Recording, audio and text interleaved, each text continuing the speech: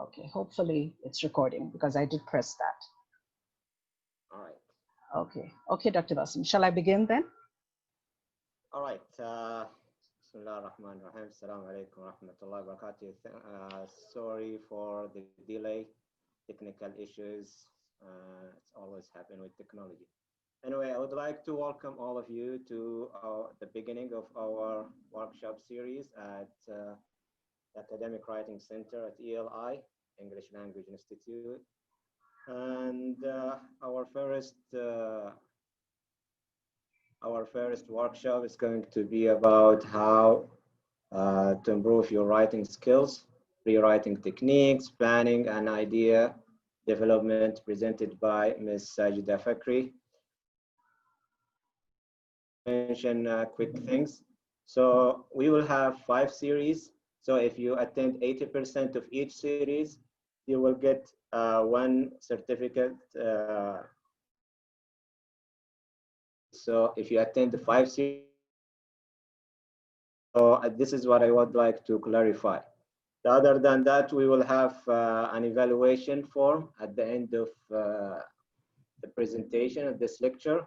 So please complete this form in order to get a certificate, and inshallah the certificate will be issued at the end of the semester. So we'll have time to organize and to prepare all of these certificates. And we'll leave questions at the end of. Other than that, Ms. Sajda, the floor is yours. Thank you very much, Dr. Basim. On behalf of the Academic Writing Center of King Abdulaziz University, it gives me great pleasure to bring you my presentation, How to Improve Your Writing Skills, Pre-Writing Techniques, Planning, and Idea Development. So I will try to cover most of the pre-writing techniques and give you examples of the same. And hopefully it will be useful for you in the near future.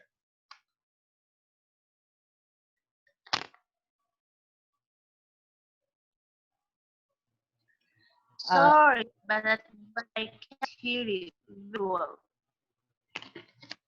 Is it better now?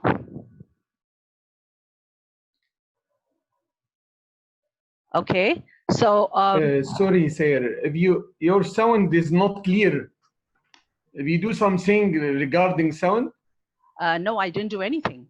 We cannot hear you. Okay.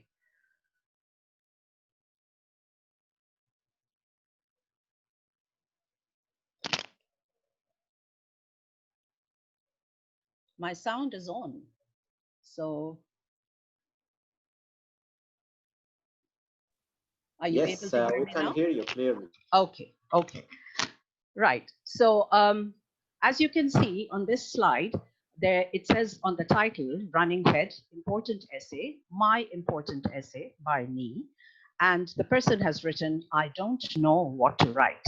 Okay, so it happens to all of us. We often begin, we start writing with the best of intentions, but sometimes we just don't know where to begin. So when this happens, we just don't know how to proceed.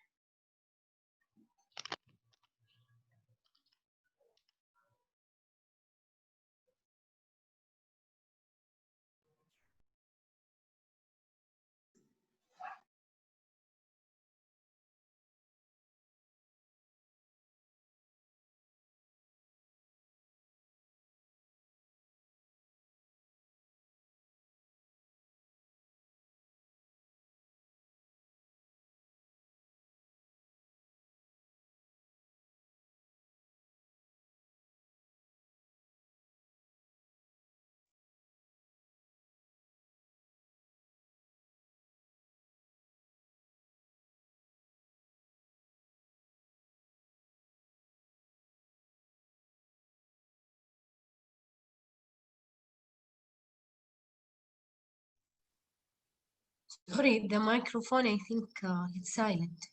We couldn't hear. Okay, yes, there was some kind of issue. I'm back on. Are you, can you hear me now?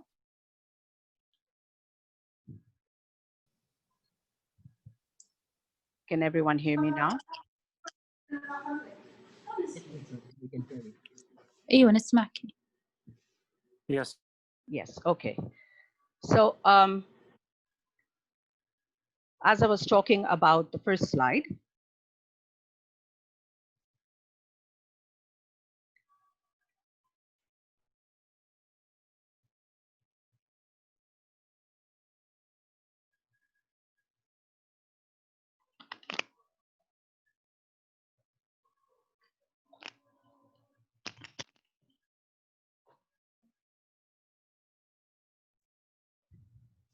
The sound has gone again.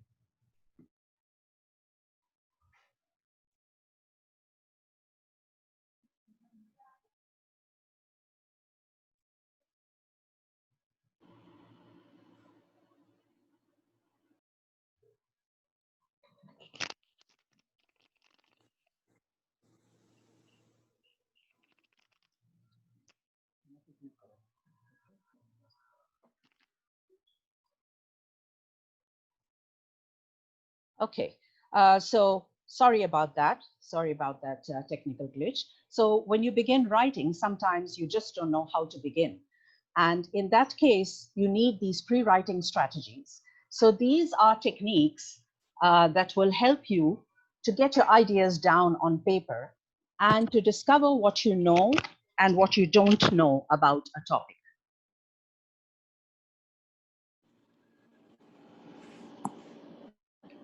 So what is pre-writing? The first step is the invention stage.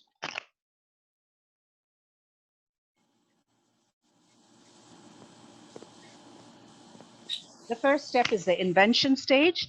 In the invention stage, you think of your ideas, you try to write them down, you write them in words and in phrases. Anything you do before writing your first draft is called your pre-writing. You also think of the purpose of your writing and your audience. The purpose of your writing is very important. So you need to know what you're writing for, and of course, who you're writing for, that's your audience. So this is also extremely important. This helps you to clarify your topic, to make it very clear, and to generate new ideas in your mind. So the key features of the pre-writing process, you have 5 important stages. Now, these stages do not have to exactly follow one after another. Sometimes they merge into each other, sometimes they are overlapping, and for each person, it could be different because some people would like to do one stage before the other, so they don't always follow in the same sequence. In stage 1 of the pre-writing, the writer writes on the topics based on their experience. So this is the best way to do it because your experiences are the best source of your writing. You have experienced it, you've gone through it, it's a personal touch, and you are able to then write about your experiences in a much better way because you have been through these experiences and they're more real for you. Then the writer identifies the audience and purpose of the writing activity. This I have mentioned before. It's very important to identify the audience and to know the purpose of your writing activity. Why am I writing it? For who am I writing it? And what is the reason? What do I intend to do? Do I intend to argue? Do I intend to persuade? So this is important. So the writers gather and they organize the information. Whoever is writing, through the pre-writing process, they gather all their thoughts together, their ideas together, and they begin to organize the information. Now comes the stage of drafting. So you write a rough draft. So the writer now begins to write a rough draft. At this stage, you must emphasize your content rather than your mechanics. So you write on the content, you write all the matter down, the ideas, the thoughts, the sentences, and you do not bother about any mechanics at this stage. Why? Because your ideas are flowing freely and you don't want to interrupt it by interfering with the mechanics. So the mechanics would be stopping to check the grammar, the punctuation, capitalization, which can all be done later. Now you have the review stage or the revising stage. Writers reread their writing. They review, they revise, they try to go back and see what can be changed, which ideas need to come before, which need to come after. They ask their teachers or their peers to review their written work. So it depends who they are more comfortable with at this stage. If they're more comfortable approaching their peers, they go to them to ask them to have a look at what they've written, to maybe see where they're going wrong, also possibly to give them ideas, or they go to their teachers and they ask them how they can improve their writing at this stage. They make changes in their writing based on the reactions and the comments of their teachers and peers. So the changes can be made depending on what feedback they get from their teachers and from their peers.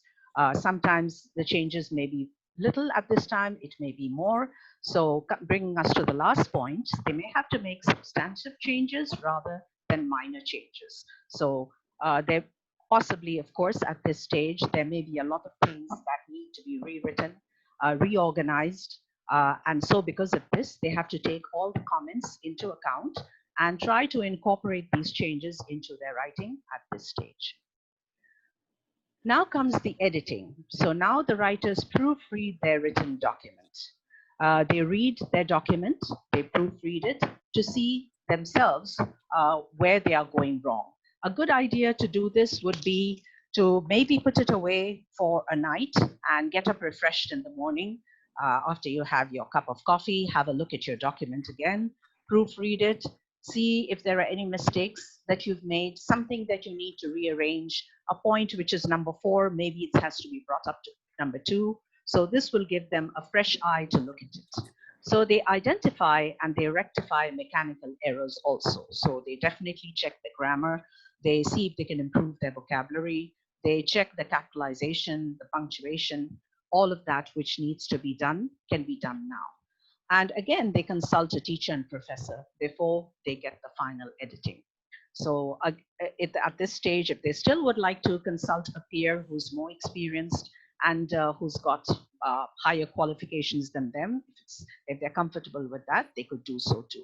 So this is what they actually need to do at this point, and to see that they get a better idea of what has been written.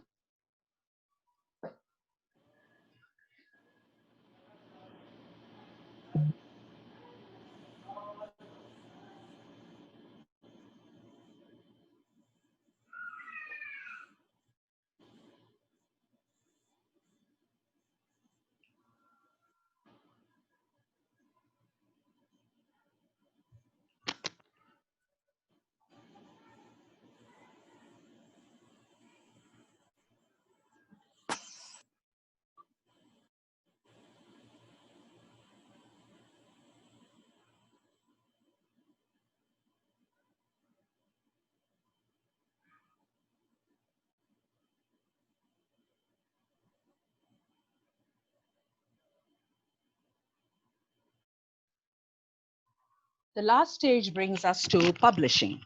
When you do the publishing, of course, by now the final document should be ready. So writers publish their writing in an appropriate format, whichever format has been specified to them by their university, by their professor, by their teacher.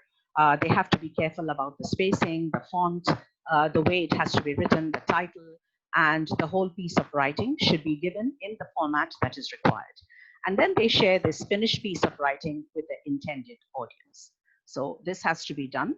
Now you can share it with the audience, and this would be the final stage.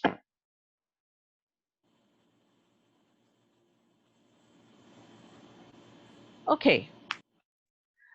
Before we move on, since I've spoken about all the 5 stages, can you tell me if these stages, is any one stage more important than the other? You could write in the chat box. You could say yes or no, whatever your comments are. From the 5 stages, do you think any one stage is more important than the other?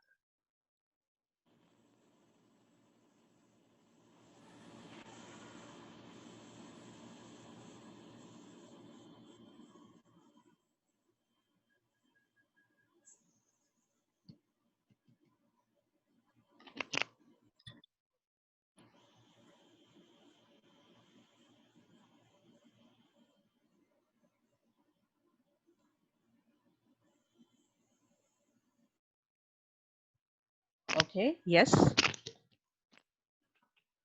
I can see people have raised their hand. Can you write a comment in the chat box so I can see? Or you would like to speak? That's fine. Is any one stage more important than the other out of the stages that are given?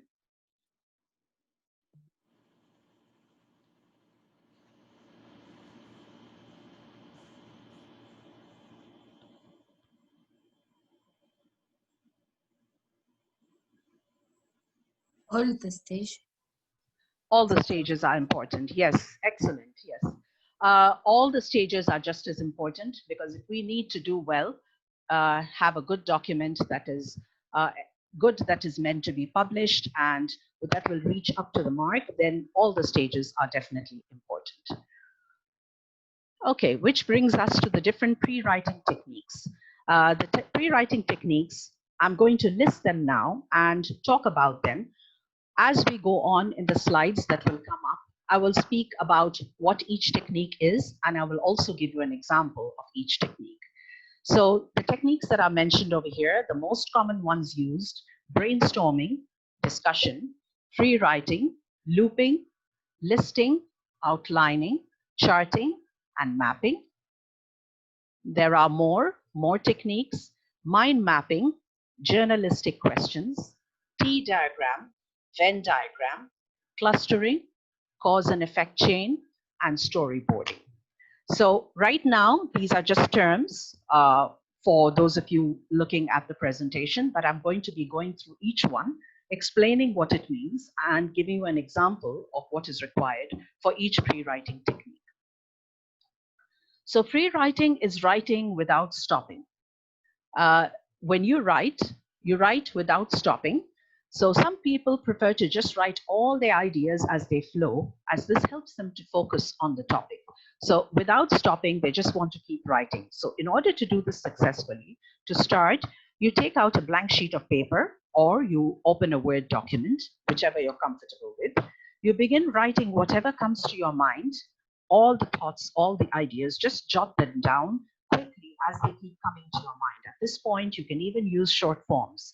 Keep writing for 10 to 15 minutes or as long as the ideas keep coming. So again, at this stage, don't worry about spelling or grammar or punctuation.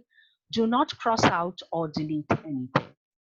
Keep writing as the new thoughts come to your mind. So this is the best way to do it, because if you stop to cross out, to delete, to check your spelling, grammar, or punctuation, it puts a stop to the flow of your thoughts.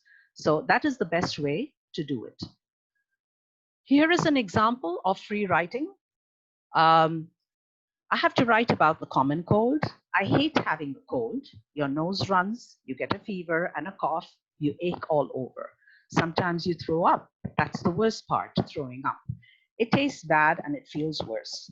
No one wants to be around you because they don't want to get sick. It's lonely and not fun. So this person has written about the common cold, this writer, and they start off by talking about how they feel.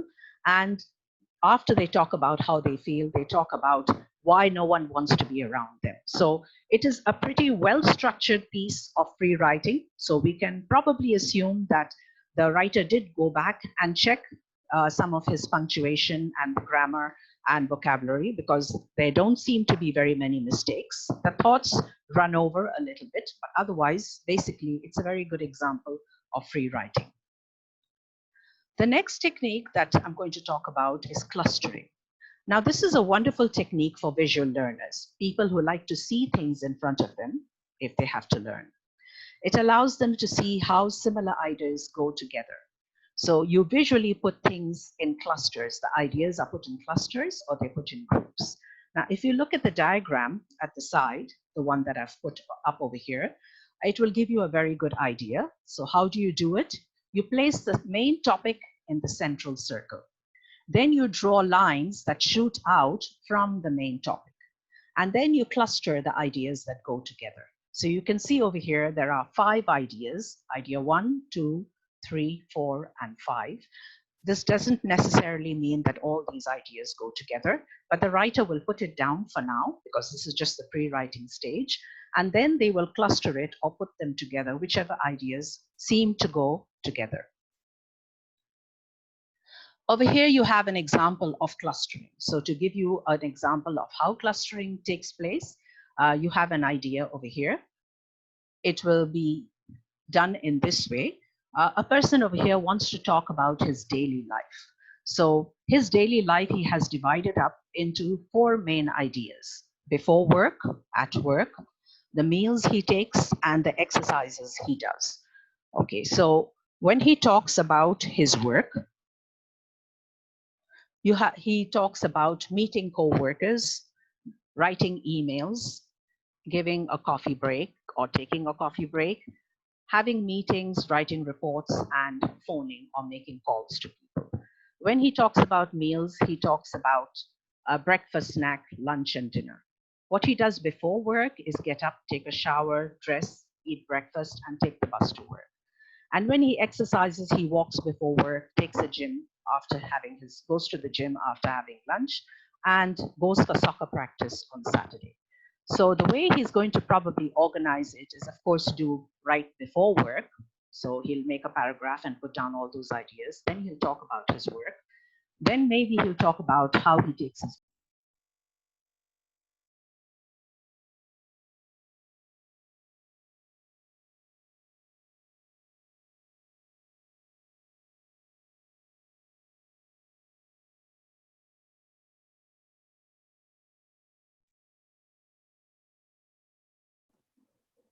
I think this for Miss Sajida to come back soon, inshallah.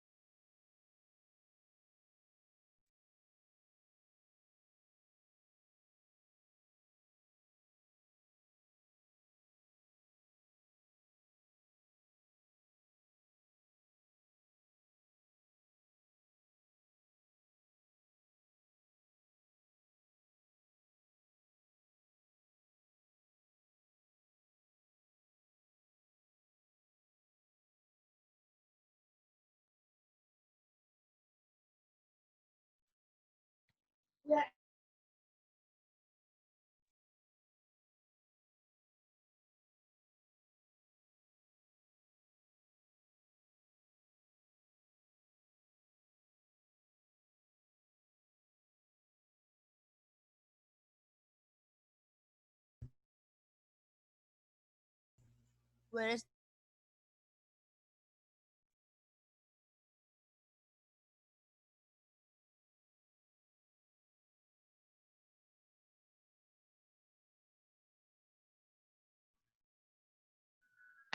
Can everyone hear me? Yes. Okay. Yes, we hear you. All right. Thank you. Yes. Yes, we hear you. So looping is the next technique. Looping begins with free writing. It helps you to narrow down a topic. So you look at your free writing and you choose the best phrase or idea or sentence that you wrote. And what you do is you underline it or you circle it, like I've shown in the image over here. So when you do that, you think that this is the best idea that you wrote, and you circle it because you want to expand on it. So you take the idea and you start free writing again. And then you repeat the same process for another idea. So when you do that, more and more ideas begin to come to you, and the ideas flow at the pre-writing stage.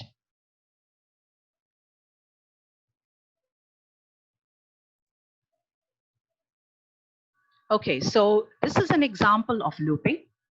As we left the cabin, I paused to take a look at my surroundings. I could not imagine a more beautiful fall day. I knew we were going to have a great time. And the writer has looped, I could not imagine a more beautiful fall day. And then the writer decides to expand upon this idea. So you can see he has written another paragraph, and this paragraph is very well written with a lot of rich adjectives to talk about his experience of that day, to describe the day. The air was crisp but not too chilly, and the blue sky was perfectly clear of clouds. Sunlight glinted off the red, brown, and yellow leaves.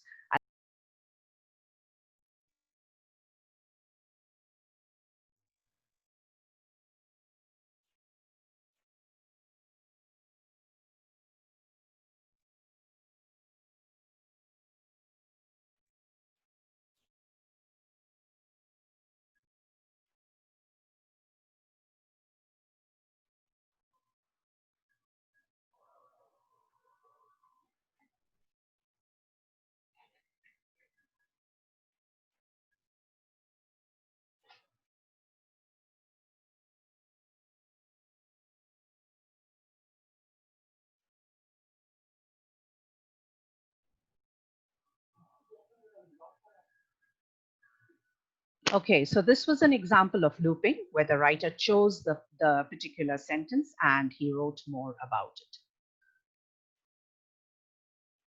Now we come to the next one, which is listing. Now, listing generally, it is basically what it is. It's just what the title says. You write a list.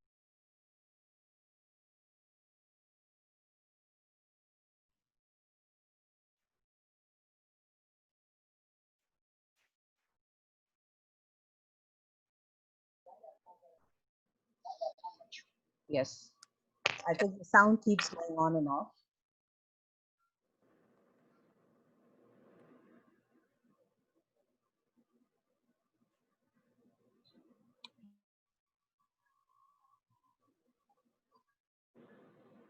Okay, so we were on listing. I'm sorry about that. The sound keeps getting cut off. Jot down any idea you have about your topic. Free associate and don't hold back ideas. Try brainstorming for at least 10 minutes and write everything down as a list. Basically, like you would write a shopping list, you just write down your ideas. So it could be a word, it could be a phrase, or an entire sentence. So do not worry about grammar or spelling at this point and just put your thoughts on paper. And once you do that, you have all your ideas down. And this is an example of brainstorming and listing.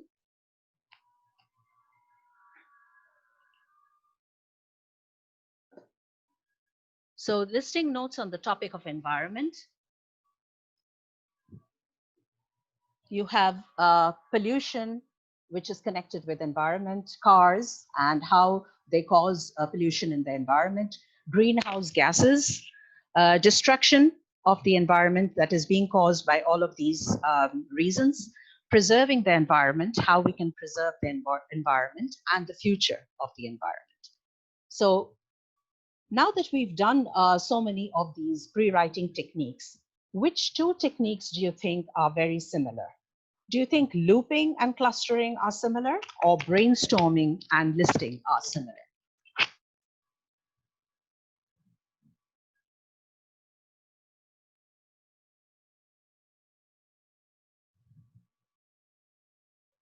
If someone could answer that.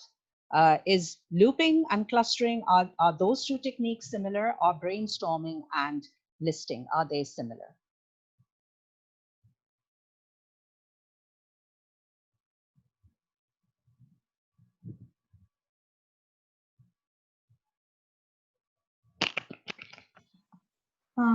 Brainstorming and listing are similar. Yes, thank you very much. Yes, definitely brainstorming and listing are more similar than looping and clustering.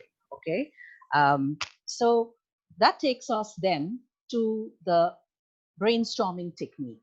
Now, in the brainstorming technique, of course, you do pre-writing at first, whatever comes to your mind. You can imagine a cube to do this in a very suitable way or in the most fruitful way. A cube has 6 sides, as we all know, and on each side you write a different aspect of the topic. So what you write, you describe the topic on one side, you compare the topic to something else that is similar or slightly different. You associate other ideas with the topic, what is very similar to this topic or what is very different. You apply the topic, meaning how can you write about it more in detail, and then you argue about the topic. If it's a point of view that you think is correct, you can argue about it. So basically, this is one way of brainstorming, and you can get 6 different ideas and ways of looking at it if you do it in this way. Of course, there are many different ways in which you can brainstorm. This is one aspect. So here I've given you an example of brainstorming. How can you brainstorm? It helps you to come up with ideas that are related to each other. So you, of course, you have the topic in the center. As you can see, this is also very similar to clustering. So you have the main topic in the center, and then you have 4 important points branching out from the main topic, point 1, 2, 3, and 4. And then you can see for one of the points, the writer has got 3 supporting points. And as he keeps writing, he will get more supporting points for these main points or the different ideas that he is doing. Now, brainstorming ideas for a given topic. So when you write about an experience that was challenging and it was a turning point in your life. Now, though I have written about experience because that is the best thing that you can write about. It has happened to you, it's personal, you have undergone it, and you will be able to write it best because you have a lot of thoughts, a lot of ideas that you can contribute. So this is about a challenging experience. Most of us may have experienced this at some time or the other in our lives, and it was a turning point in our lives. So the questions we ask ourselves to get the information is, where did it take place? When did it happen? Who was involved? What happened? And how did it change you? So if you are able to answer most of these questions, you will get quite a few ideas that you can write to get you started on. And then you can also get more ideas from those basic ideas. And here we have a good example of brainstorming. So the main topic or the main idea is, what is an important goal I have for the next few years and how will I achieve it? And again, you can see over here, the writer has got about 4 to 5 main ideas. He's got get a better job in the next few years, learn a new language, keep in touch with family and friends, and finish school. Okay, and from these main ideas, he's branching out into other sub ideas that he can get connected to these ideas. So learn a new language, he thinks that he needs to choose a language and sign up for a language course. If he thinks about keeping in touch with family and friends, then he wants to take their contact information. If he's talking about finishing school, he thinks it will take him towards getting a better job. So he has to search for jobs and he has to prepare a resume. So all of this will help him to get more ideas about a goal he has for the next few years and how he can achieve it. So you can see from some of the main ideas, he's getting sub ideas, and from those he's getting more sub ideas. So this then helps to expand his writing and get more and more ideas so that he can write even better. So now I would like to brainstorm on the topic of exams. And now some of you may just need to turn on the mic and give me some ideas. Most of us are teachers or professors or lecturers here in the presentation. So all of us have ideas about examinations, some of us negative, some of us positive. If you would like to give me a word or a phrase or even a sentence about what you think about exams, then I would like to listen to it. Okay, I think the most bad experience I have met in my studying travel is memorize the whole topic and pass it in the exam. At the school, they don't teach us. They don't teach how to write. They but they gave us some text or some text topic. They they written and then gave us this topic and memorized it.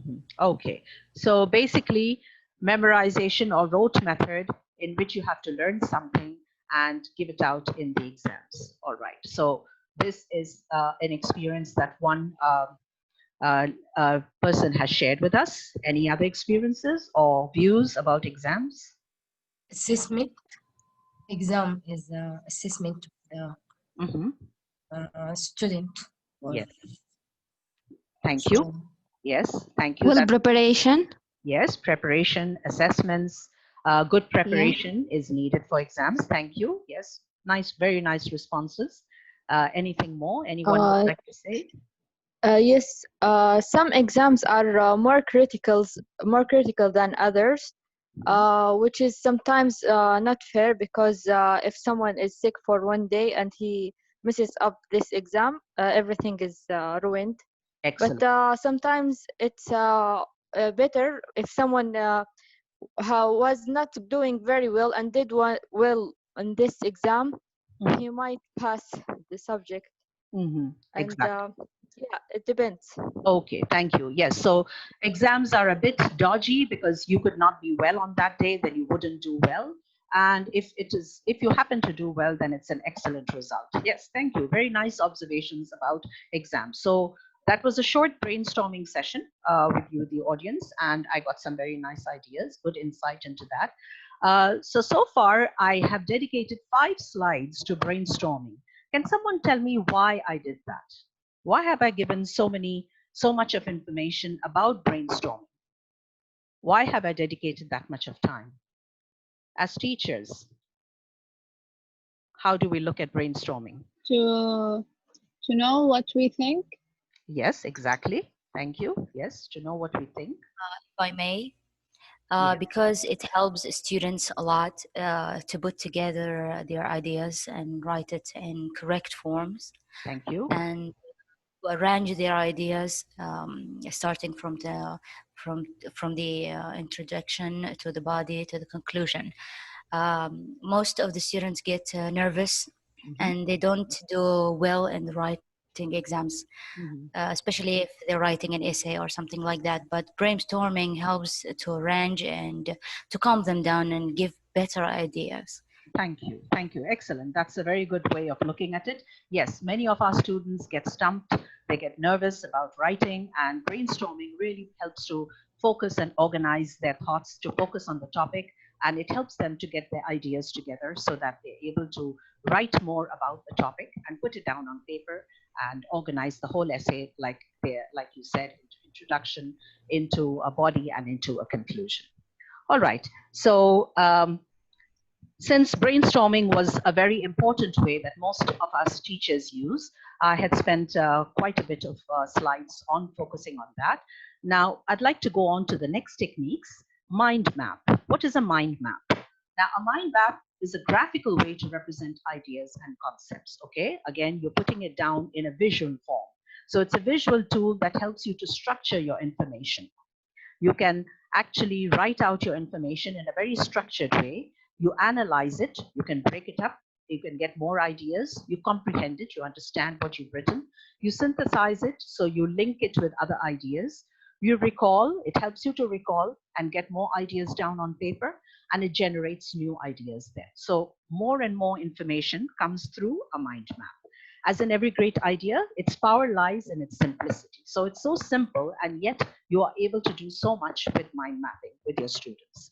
And if you look at the diagram, a mind map is a visual form of note-taking used to represent words, ideas, tasks, and items that are linked to a central key word or idea. So we have the key idea, very similar to what we did in brainstorming and in clustering. So like I told you before, there's a lot of overlapping in these methods. Most of us use either one or the other, or maybe a combination of 2 or 3 of these to get ideas out from our students to help them in their pre-writing stage so that they're able to write better. This is an example of mind mapping, and the topic is dinosaurs. As you can see again over here, there are 4 or 5 subpoints, and from those you get even more subpoints. So from dinosaur, the writer has written habitat. Dinosaurs have become extinct. Dinosaurs, he's connected it to Jurassic Park, the movie, and then he talks about their size. He talks about the species, and he talks about excavations. So these are the main subtopics that he's able to think about when he writes about dinosaurs. But from the subtopics, he's able to get more ideas. So especially from species, he's got 5 more ideas. So he talks about flying dinosaurs, herbivores, stegosaurs, tyrannosaurus, and carnivores. So he's got many more ideas from the species. He has got 2 more ideas from excavations. He talks about excavations being in museums and the skeletons of dinosaurs being excavated and then possibly put in museums. He hasn't got too much information at this point on dinosaurs becoming extinct or the Jurassic Park or the habitat, but this probably means that he's going to work on it and he's going to get more ideas as he keeps on writing. Now we come to another technique called the journalist questions, and it's very interesting to know why it's called the journalist questions. Journalists often ask the following questions to make sure they have covered the story from every possible angle. When they're writing for newspapers, they ask many questions to get different angles of the same story. So we can use the same questions while writing an essay. So as teachers, we can use it with our students, or even students when they're writing, they can ask these questions. Now it's interesting to note that 5 of these questions are actually the W questions, as they are called, and 1 is the H questions. Of course, beyond this, you can ask more questions, but these are just the very basic ones. So who did something? What was it? Where was it done? When was it done? Why was it done? And how was it done? Okay, so these are some very basic journalistic questions that are asked, and we can use them again for a pre-writing technique to elicit more and more ideas. And as always, I'm going to give you an example over here of our journalistic questions. The topic is social media. So I've asked all the questions, which are the 5 W's and the 1 H, beginning with who uses social media. And the writer has written, I use media, almost everyone else, students, teachers, friends, employers, and employees all use social media. What is social media? The media can be a lot of things. So today it could mean radio, television, email, magazines, ebooks, Facebook, Twitter, blogs, and of course, other things which I may not have written over here, like WhatsApp and many other things that we have on the internet. So this is all social media from which we can get information. Where is social media used? The media is everywhere now. It is in homes, in cars, in offices, and in cell phones. When is social media used? The media has been around for quite some time, but it has become more important now. So it may have not been so important about 20 to 25 years ago, but today we cannot do without social media. It's very important now. Why is social media used? And the writer says, well, good question. I don't really know the answer because technology is better now, maybe, and people find it necessary to stay in touch. How is social media used? Media works through technology. However, I don't know exactly how it works. So you can see this is the bare bones, just the basic skeleton of the writing, which have been generated through the questions that the writer has asked himself. And of course, he's going to build up more and more on this until he gets a full-fledged piece of writing. Now here is the Venn diagram, okay? A Venn diagram, how does it work? And to keep it so that you get a very good idea of how it works, I've kept to the same topic of social networking or social media. And this is the Venn diagram. You can see there are basically 4 circles or 4 ovals which overlap over each other. So you have one which has Facebook, the other one has Twitter, the third one is LinkedIn, and the last one is Google or Google+. Okay, and the writer has written that there are common points which are overlapping, acquaintances and causes which can come in Facebook and in LinkedIn. So Facebook basically will give the writer idea about friends and family, and LinkedIn will give him an idea about jobs, but Facebook and LinkedIn together will give him more information about acquaintances and the causes of how he got to know these acquaintances and why keeping up relations with them is so necessary. Then you have Twitter, in which thoughts and ideas are put down by people. But again, it overlaps with LinkedIn and Google because you have business networking, which is also shared with LinkedIn and Twitter. And you meet people and you keep in touch with them through Google and through Twitter. And in Facebook, you have a mention of entertainment and hobbies of different people. And in Google, you have conversation also through mails and other things. So there is a lot of overlapping. And the other arrows that the writer has put is events, ideas, media, and to put them all into full sentences to get more ideas. So this is a Venn diagram, and this is how a Venn diagram would work. Now we come to the cause and effect. In cause and effect, you have the definition is cause and effect essays are concerned with why things happen. That is the cause, and what happens as a result, which will bring us to the effects. So cause and effect is a common method of organizing and discussing your ideas. If you think it's a very logical conclusion. So you think of something which causes something, and then you think of the effects.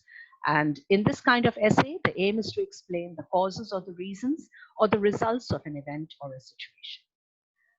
Okay, so the causes of air pollution, multiple factors leading to air pollution. What are the causes of air pollution? So the writer will write all of those causes down. Maybe he'll get 6, 7, 8, and then that will bring him to the effects, and he will write what are the effects of air pollution. Another example is they haven't given us the causes over here. They moved on to effects of watching too much TV. So maybe he will write the causes. Why do we need to watch too much TV, or why are people watching too much TV now? And the effects of watching too much TV can be written later. So he's going to list that. Again, you will have an overlapping because this is brainstorming, listing everything together. This is an example of cause and effect, obesity. Obesity can be caused but due to hereditary factors. Also, it can be a result of bad eating habits from childhood. So you have two causes over there. The effects of obesity can be long-term. It can lead to general bad health and other serious health issues like cardiac problems and diabetes. So you have two causes and two effects, both relating to the topic of obesity. Of course, this is very simplified, just to give you an example and an understanding of how this has to be written. And the writer will, of course, add more and more details so that they can make it a full-fledged piece of writing. Now we come to something called storyboarding. You can see this is divided into pictures.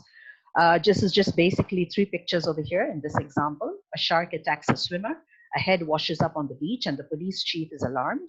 The police chief wants to close the beaches, but the mayor is concerned the town will lose tourist dollars.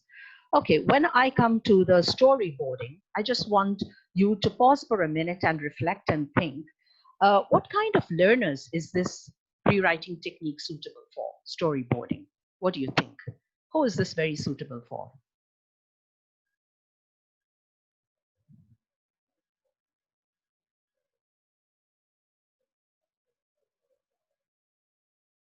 It's mainly for children.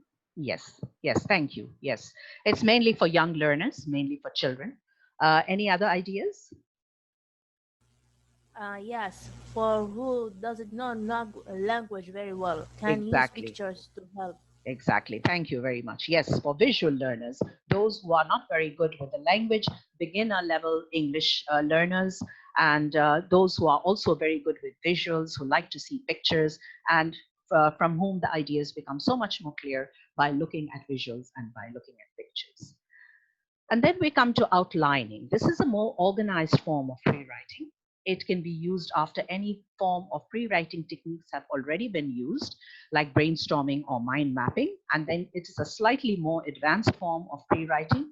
It works well when you have to do an organized piece of writing, like an essay or a research paper, because you have to outline your main ideas into words, phrases, or complete sentences. So you flesh it out more. Outlining would mean you're taking the outline and you're fleshing it out more. And here is an example of outlining when you write a research paper. When you give the introduction, you will write your thesis statement. You will write the purpose of your research paper. In the body, you will write a strong argument, following it up with a stronger argument, and probably ending with the strongest argument. And in conclusion, you give a summary of all your arguments. So this is, in a very simplified way, this would be an outline of a research paper. So what are the sources of inspiration to generate writing ideas? It's very fine to say, let's sit down and write or get our students to write and let them do some pre-writing, but where are they going to get their ideas from? So these things are all around us in our everyday life. We can look at them as sources of inspiration. Magazines, newspapers, periodicals, videos that we can watch on the internet, interviews based on the topic. So any topic that we give them, they can watch interviews on those topics to get more ideas. Even music, pieces of music that are based on the topic or that can give them an idea on what the topic is about, maybe more additional information. Radio, television, internet, movies about the topic, documentaries. Documentaries are a very valuable source of information. Visual arts, like observing the arts. This could be dance or drama. Creating it yourself, creating art and drawings, even going to museum, looking at famous pieces of arts.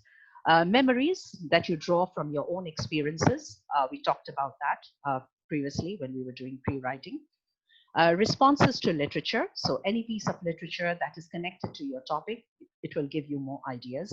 For instance, we have Shakespeare and Macbeth. That will give Lady Macbeth she has the idea of guilt in her mind. So this gives you many ideas. Discussions you can listen to, role play or drama that you can watch. Doing a lot of research by reading things online or looking at books. And of course, your own imagination, which can give you many ideas. What are advantages of pre-writing? So there are a lot of advantages that we can find. It builds a lot of confidence in the writer, in the student, in the learner. It can help you to control your ideas. You write things, you organize your thoughts, your ideas, you put it down on paper, makes things very clear to you. You can maintain a permanent record because it stays with you. It can stay as a file on your desktop. You document this document that you have written. It transcends time and distance. So you can have it for many years. You can send it to another person who's far away if you want them to read it. It helps you to break it down into simpler and more manageable steps. It helps to keep your ideas very focused and very organized, because when you're pre-writing, you're writing it in very simple steps in very manageable chunks. There's easy preservation on your computer file. You can make multiple copies of it. You have control over the precise use of language, because when you're reviewing, when you're editing, when you're revising, or you're getting the opinion of someone else, of a peer or a professor or a teacher, they tell you how to use your language precisely. And it can be revised, edited, and proofread before finalization. So the fact that it's available with you at any time, you can easily lay your hands on it to do whatever changes you have to do, is very, very convenient. However, there are also disadvantages to pre-writing. And even though there are few, there are some. It can be very time consuming. So it can take up a lot of your time, because you may start out very shaky. Maybe you don't have many ideas. Your ideas dry up, like the first slide that I showed you. I don't know what to write. So sometimes even just beginning may take a lot of time. It can be very disheartening, because if you write something and you send it to your teacher or you give it to your peers, you want it checked, and maybe they come to you and they tell you that this needs to be changed, that needs to be shortened, this needs to be lengthened. And sometimes when you don't know how to do it, you can get very disheartened. You don't feel very hopeful. Gathering data can be very daunting, because sometimes you don't have enough information and you don't know where to get it from. So this can make you feel very down. There's difficulty in maintaining secrecy. What I mean by that is, maybe you've chosen a topic that has not been researched before at all, something completely new, and it's a wonderful topic, and you don't want it out there as yet because you haven't published it, because you feel someone else may write about that idea. So right now, it's a very novel idea that came to you, and you would like to keep it to yourself. Sometimes there may be delay in response and decision making. So the person you sent it to for checking may not get back to you soon enough. And so you are not able to make the changes. You're not able to make a decision about when it will be ready and when you can send it. So now I would like to just review the whole process, whatever we have been discussing. Again, this process it could be overlapping. One stage could come before the other. It doesn't necessarily have to go in this particular order. So you have to see the way it has been written is of course very changeable depending on the person. This is very subjective. Each person will change it suiting their needs. I would like to begin with knowing your topic. I think that's the logical place. First, you need to know your topic. Then you need to do reading and a lot of research on it to begin your pre-writing. Then you need to outline and plan it. So just make an outline in the beginning, just make a very rough plan. You start your writing, which will of course be your pre-writing stage, what we've been basically doing now. Your pre-writing could also start in the previous stage, outlining and planning. And then you come to the reviewing and the editing, which will at the end take you to the publishing process. And that brings us to the end of the pre-writing techniques that I have discussed with you. I do hope that was useful for those of you who joined us today. Right. Thank you, Ms. Sajida. It was very informative and engaging presentation. And sorry for the glitches, for the technical issues, for everything that has happened. So let's now open the floor for the questions. Please, if you have questions, raise your hand. And here is the link for the evaluation. Please don't forget to complete it in order to get the certificate. This is the first for a workshop in our series. This is the first series, which is planning. Yes, I guess the first series, which is planning and writing. So please, if you have any questions or comment, raise your hand or write it in the chat.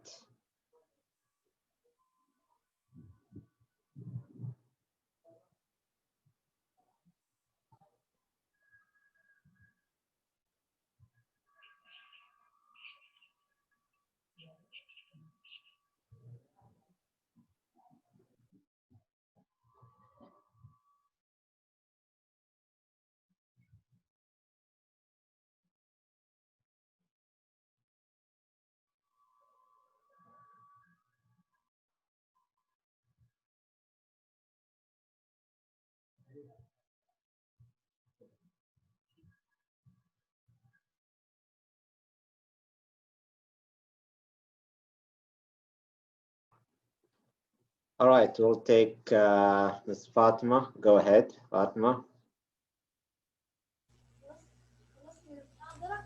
Is this any record of this presentation?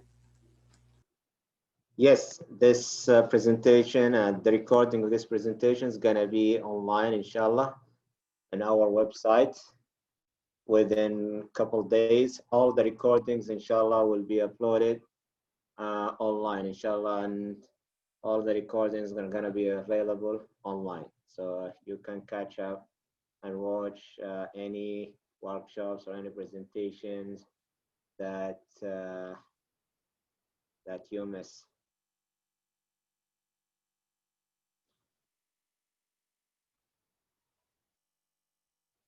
There is another question here.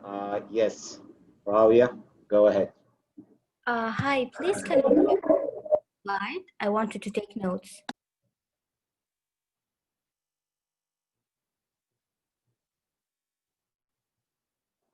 So which, okay.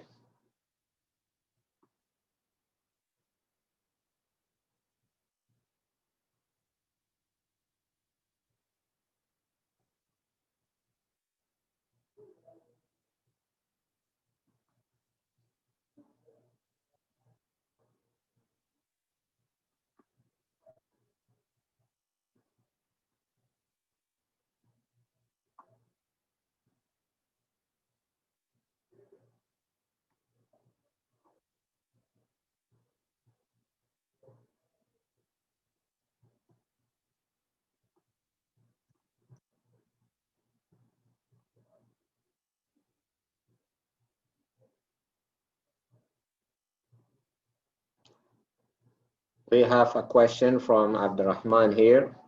Are those processes continue till the end of the paper? What do you think, Ms. Sajida?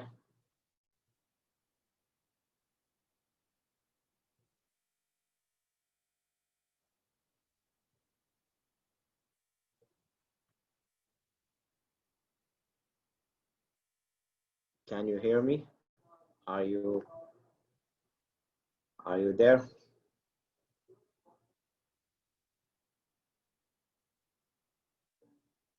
Yes, can you hear me now?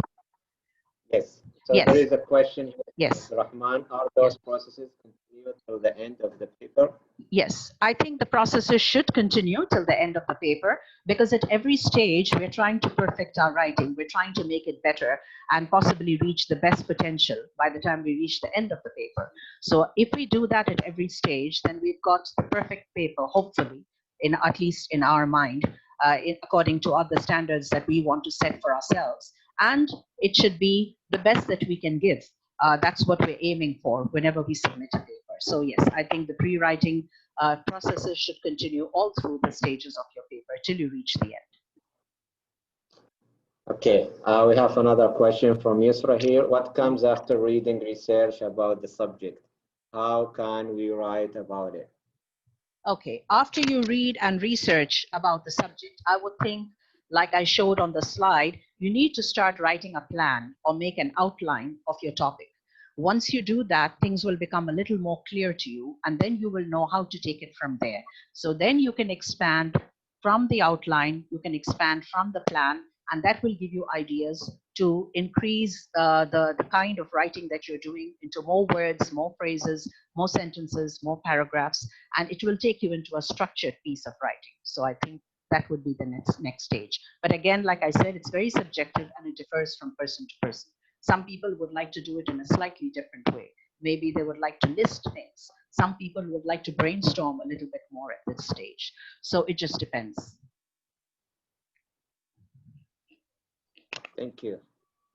We have another question from Muhammad.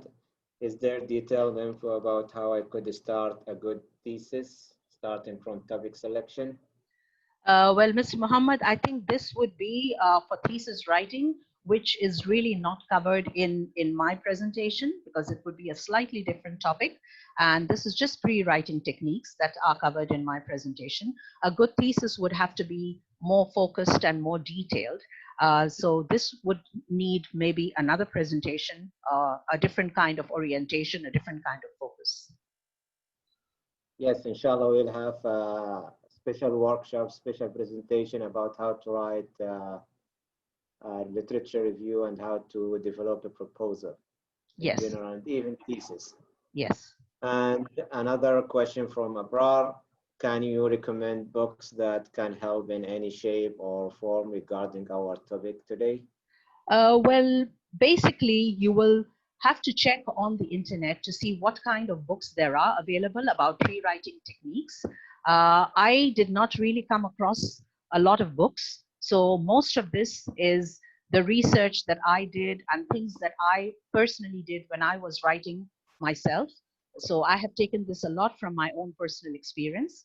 As far as books are concerned, I don't really know, but if you can leave your email address, if I do come across some books, I could always mail them to you. I could make a list and I could mail them to you, if that would be helpful. Okay, I'll have another question. How can I get feedback? This is, I guess, from Fatma. Yes. Excuse me, I didn't understand the question. How can I get feedback for? Yes, for I guess. for the writing anything. Anything. Okay. Yes, like I said during my slides, when you need feedback for any piece of writing that you've done, it's always best to go to your peers, your colleagues, or people who are they have studied more than you, a little more qualified than you, or even approach your teachers and your professors and ask them their opinion about your piece of writing. Ask them, where do I need to improve? What needs to get better? Can I do something? Can I delete some parts? Can I add something here? And usually people will give you a very good idea of how you need to go about it. So this will be good. And I think there are some apps also available on the net. I know there's something called grammarly.com. That's very good for your grammar. It checks your grammar. There's another one called SafeAssign for plagiarism that will check.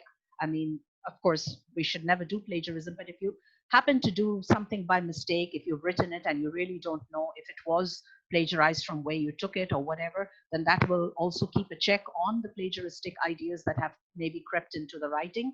And then it's safe for you then to publish your writing, because then you know it's only your own writing.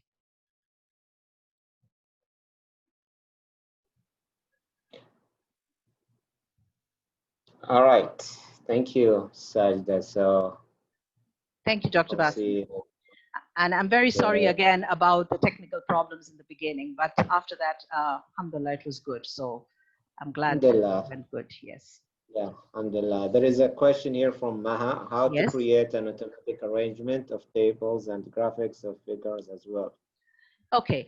Usually when you have tables and graphics or figures that you want to do, your computers will have those on the main bar on the screen on top. So you can access those. And you can they have when you click on the tables or the bars or the graphs, they're able to give you just have to put in the sizes that you want, how many rows, how many columns you want, and they will customize it for you, and you are able to then do it onto your paper or wherever you're typing on your computer screen.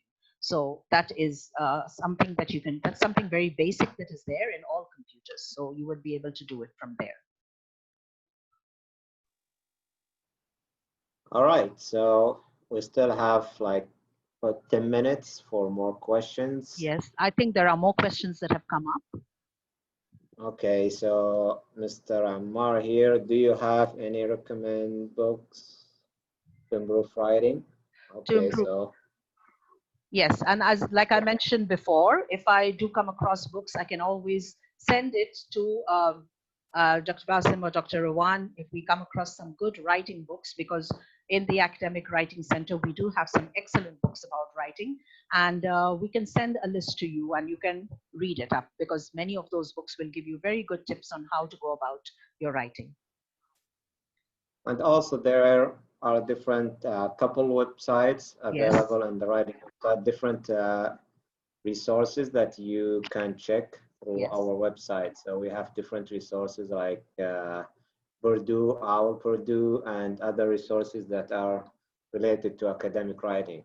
Yes. So everybody can check them online on our website. Yes. So that would also be a big help.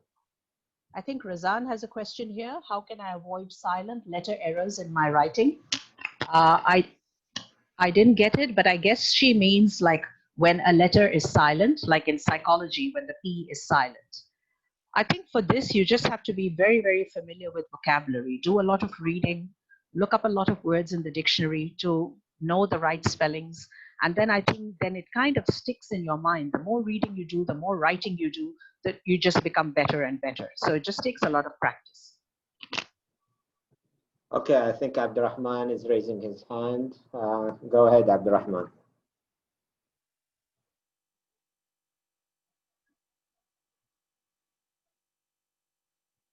Abdurrahman, can you hear me?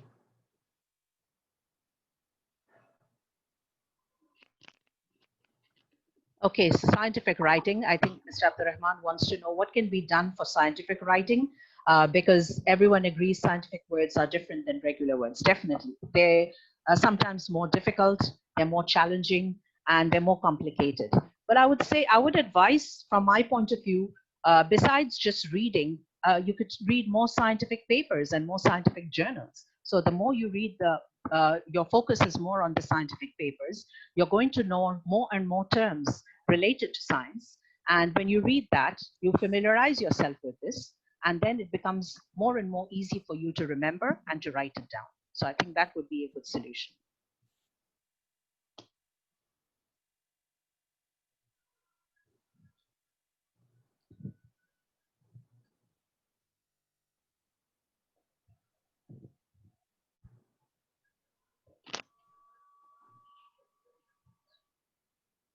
We have a comment here from Bender. Knowing techniques is helpful, but when it comes to writing,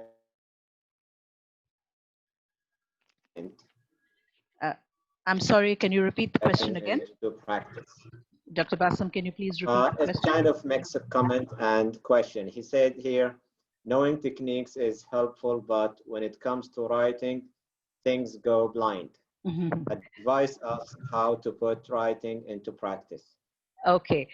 Again, with this, I would say it's practice, practice, and more practice. You need to keep writing to just get better. It's something like how you do with reading. The more you read, the better you get with your vocabulary, the better you get with your spellings, with your grammar, and the same goes for writing.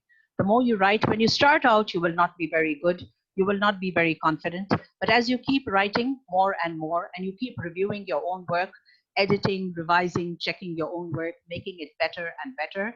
Also, reading is coupled with writing. So you need to do both side by side.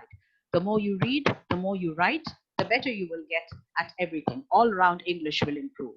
Your spelling, your vocabulary, even your punctuation, everything will improve so much more if you do it. So it just comes with practice, more and more practice.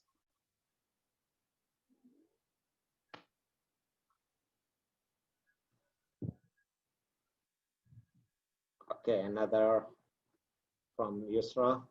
Can I work my way up from small ideas, sentences, and statements to the outline? Definitely, Yusra. I think that's the best way to do it. I mean, you start small and you work your way up and make it big. That's the best way to do it. I mean, even as children, this is how we are taught. We are taught first basically the alphabets and then words and then phrases and then sentences. So even for us, the same thing works for us as adults. Start off with your ideas, put your points down, and that's why pre-writing is so important. That's why it's such a useful technique. Start with your basics and then build it up into sentences, into paragraphs, and then you will just get better.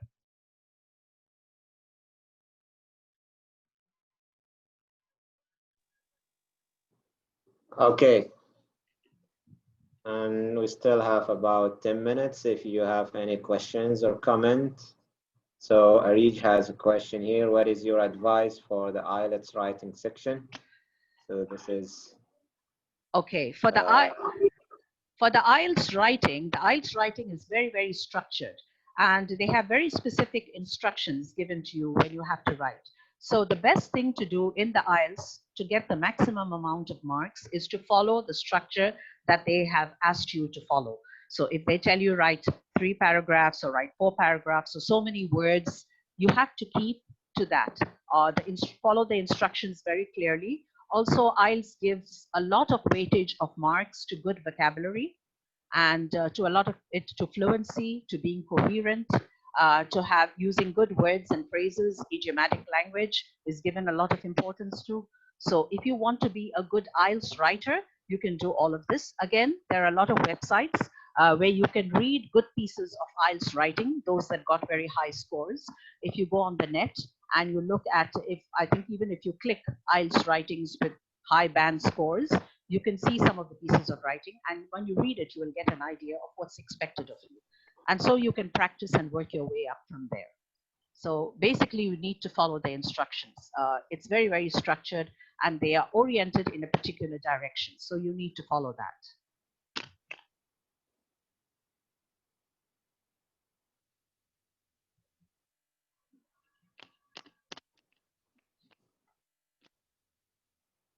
Okay, another question here from Yusra. How to formulate a sentence that is part of a big topic. I read a lot, but can't put it down in words. Okay, when you have a big topic, always break it up. Break it up into chunks and into parts that are understandable. Because if the topic is big and even your sentences are very big or very convoluted, then no one is going to understand them. So take your topic and break up the topic into smaller parts. And then take those smaller parts and then try to start framing and writing your sentences. Take your ideas, take your words, take your phrases and start formulating sentences. And once you're able to do that, then you're putting all your ideas together. And when you read the whole, then you can understand the whole big topic. It becomes much easier. All right, so please don't forget to complete the evaluation form. We still have about 5 minutes. If you have questions or comments, please raise your hand or write it in the chat. I think Mr. Bandar has a question. He said practices need feedback to show where you stand, but we are surrounded by non-native English. Any practical way? Yes, we do still have a lot of people who are extremely good in the English language, even though they may be non-natives. So we do have some native speakers, we do have some non-native speakers who are also excellent. So if it's just a question of knowing the right people, the right sources, Try to find the right sources on the internet, in books, to get an idea, first of all, of what is standard good English.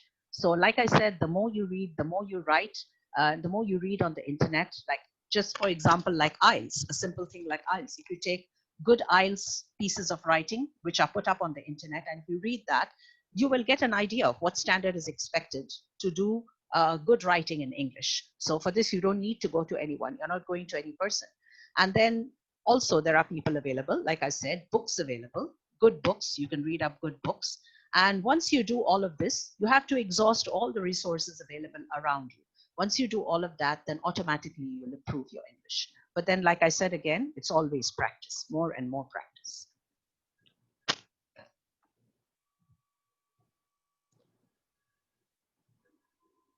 All right, so I think how notes, I highlight information, but it is very specific words. How to avoid plagiarism? I think, Yusra, you have asked about two different things over here. One is plagiarism, and one thing is to paraphrase scientific words. Okay, they're two different things. To avoid plagiarism, there are apps that you can put, which you can install on your computer. You can download them. One that I know is called Safe Assign, and it will go through your work to see that nothing is plagiarized or how much percentage has been plagiarized. So that is an alert for you to take care of. And once you are alerted about that, then you can take care of your writing to see that there's no plagiarism involved, because that is a problem in any kind of writing that we submit today. And regarding paraphrasing scientific words, I think, again, you just have to keep reading more and more scientific papers, and you have to try to understand that. Always keep, keep referring to a dictionary to understand the scientific phrases. To understand the scientific words. It's also useful to take notes of your own while you're doing this, so that it stays in your mind. And then it will really help you when you're writing the next time.